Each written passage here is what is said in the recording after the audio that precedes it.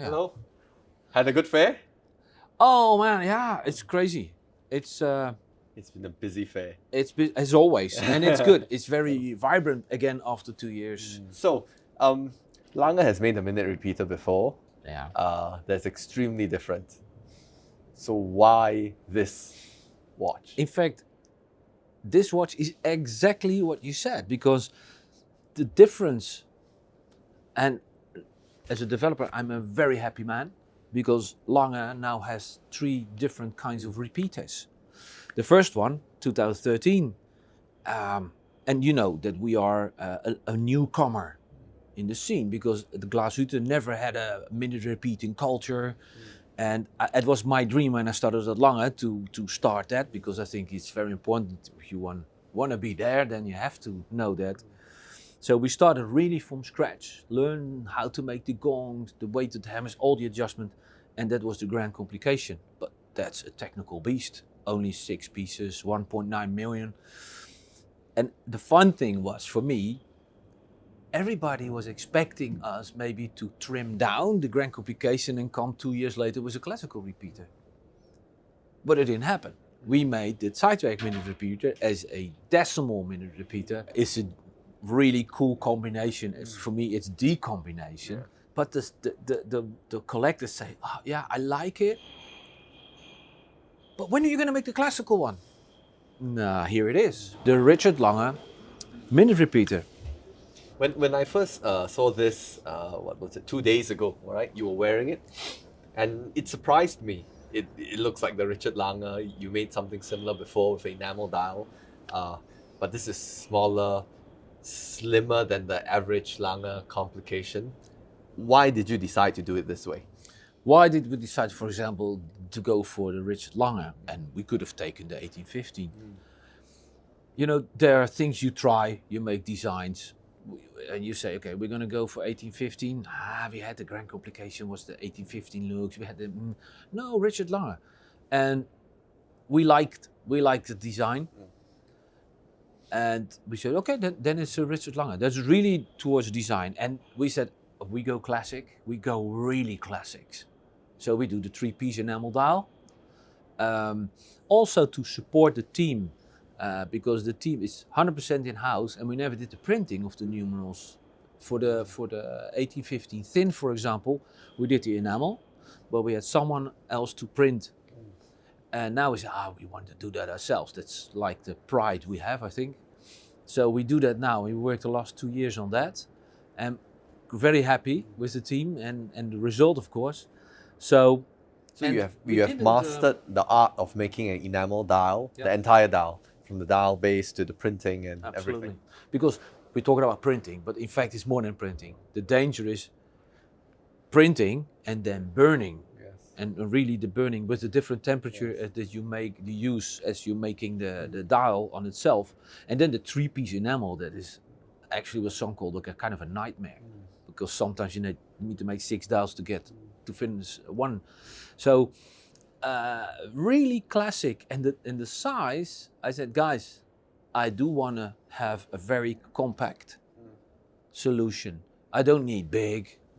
We have always a little bit of a disadvantage, because if you use gold chatons, you need a little bit more material to fix the screws, but that is an absolute identity for us. So, and I think it's very elegant, stealth, very... Is this the thinnest Lange watch with a complication?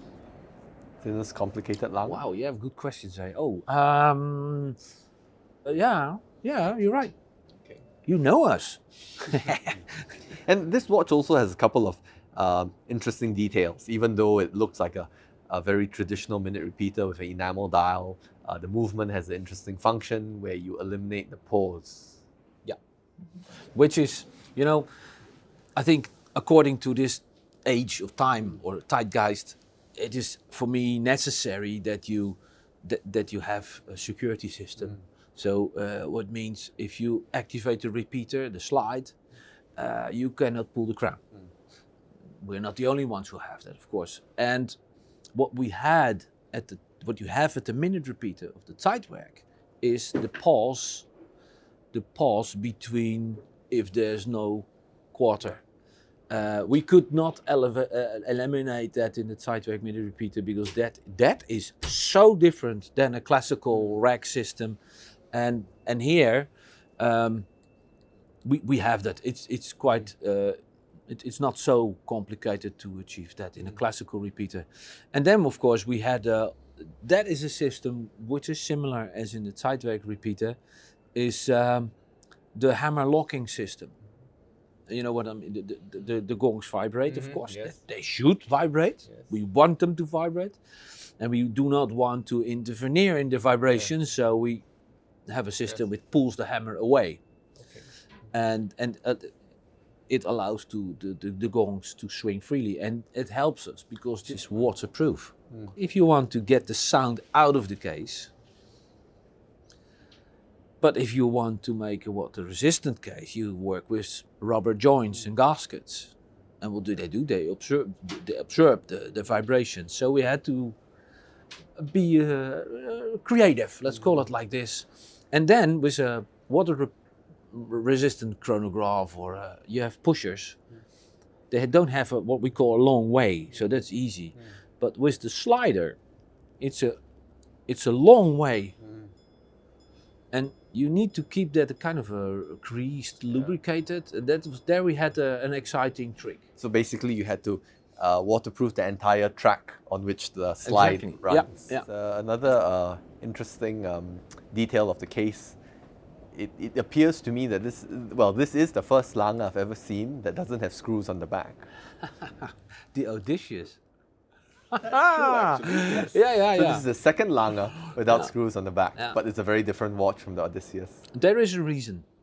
I can go swimming with this? If you can swim, yes.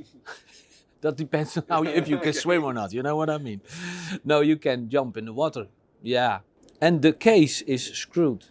And Screwed thus has on. everything, the case back. And this is everything to do with the tonality. It's you want to have the resonating body, and if you have just screws and the joint in between, there's no direct metal contact except for the screws. And if you have a thread on your case back and in the middle part, it's very well connected. So a screw down back basically creates a cylinder for which for the movement. Yeah, I'm not going to share all the secrets with you, of course. During our earlier conversation, you mentioned something about the trial and error you went through with the spring for the slide, the repeater slide. Yes, that was the repeater slide, and one of the first protos. Wow, it works well. Yeah, saying strange noise, a kind of a strange frequency, like what is it? So we cased it out, and the sound was. Okay, so it has to do something with the case. And then we found out that the long spring for the slide, the material, we didn't think of it because we just thought, it needs to bring the spring back.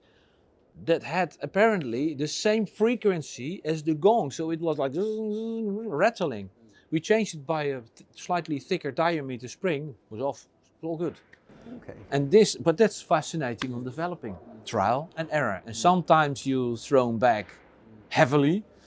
So we have to motivate the team again. Come on, guys. Okay, it's just a mechanical watch. Nobody's going to die, eh? Nobody's going to die. One last question. Mm-hmm.